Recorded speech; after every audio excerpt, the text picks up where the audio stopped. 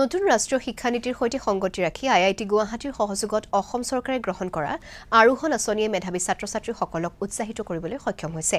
উল্লেখ্য যে আইআইটি গুৱাহাটীয়ে বৰ্তমানলৈকে ৩,৩১১ জন ছাত্ৰ-ছাত্ৰীক সফলতাৰে আতিথ্য প্ৰদান কৰি STEM শিক্ষাৰ প্ৰতি আকৰ্ষিত কৰিবলৈ সক্ষম হৈছে।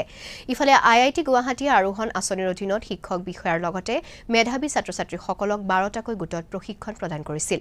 আইআইটিৰ ডিন আচল কুমাৰে কয় যে এয়া ভৱিষ্যতৰ প্ৰতি এক বৃহৎ বিনিয়োগ আৰু আইআইটি গুৱাহাটীৰ বাবে সমাজলৈ অৰিহণা যোগোৱা এক বৃহৎ কৰ্ম।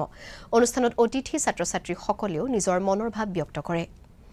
চৰকাৰে দেখুৱাবলৈ সুবিধা দিছে তথা আমাৰ যিখিনি ল'ৰা-ছোৱালীয়ে অৰ্থনৈতিকভাৱে দুৰ্বল হৈ আছে তথাপিতো মানে আগবাঢ়ি যোৱাৰ ইচ্ছা আছে, তেওঁলোকক চৰকাৰে যি সুবিধা দিছে তাৰ দ্বাৰা আমি মানে উপকৃত হ'ব পাৰিছোঁ। আৰু আজি যিখন সভাত আমাৰ বিশিষ্ট 3জন ব্যক্তিয়ে আমাক যিখিনি কথা শিকালে বা আমি শিকিবলৈ পালোঁ তেওঁলোকৰ পৰা, সেইখিনিয়ে আমাক ভালদৰে মানে আগবাঢ়ি যোৱাত মানে সহায় কৰিব তাকে ভাবিছোঁ।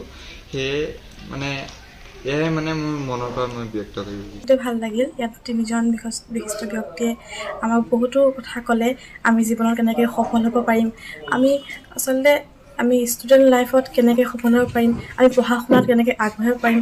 আমাৰ পঢ়া শুনাত মনোযোগ নাইকিয়া হয় এতিয়া বৰ্তমান, আমি মনোযোগটো পঢ়াত কেনেকৈ আনিব পাৰিম তাৰ বিষয়ে বহু কথা ক'লে।